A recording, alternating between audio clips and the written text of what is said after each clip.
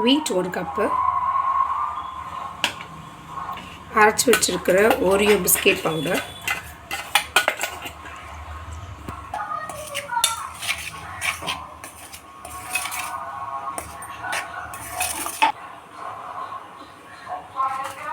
நாட்டு சக்கரை,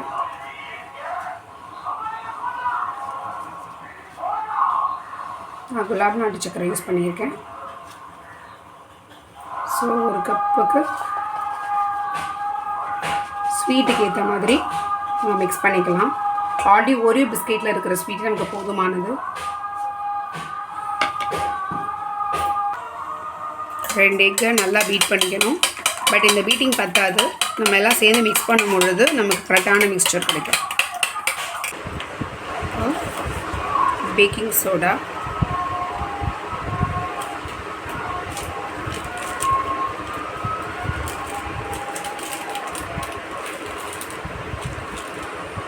பேக்கிங் பவுடரும் பேக்கிங் சோடாவும் போட்டுக்கணும்.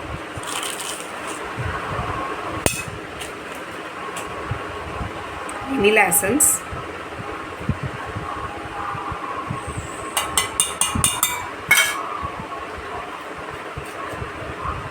இப்போ இந்த oil normal refined oil use பண்ணிக்கலாம். இப்போது இதை நல்லா மிக்ஸ் பண்ண ஆரம்பிக்கணும். இன்பிட்வீன் கேப்பில் பாலை கொஞ்சம் சூடு பண்ணி வார்ம் ரூம் டெம்பரேச்சருக்கு மாற்றிக்கணும்.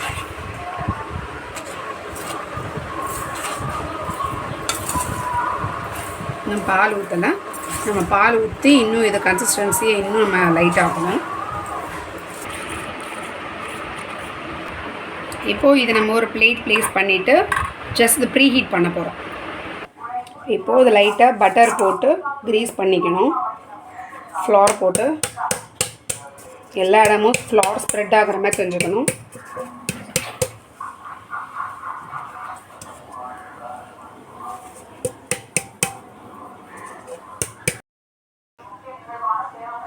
இப்போது இதை நம்ம ஊற்றி வச்சிட்டோம். பாதி தான் ஊற்றணும், பிகாஸ் இது கொஞ்சம் மேலே எழும்பி வரும்.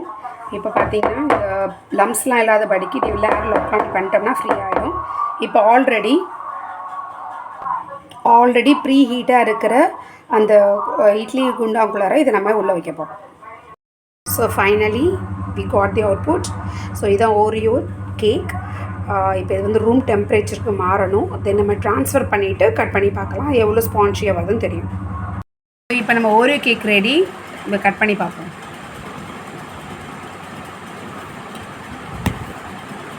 ஸோ நல்லா சாஃப்டான ஓரியோ கேக் ரெடி ஆயிடுச்சு.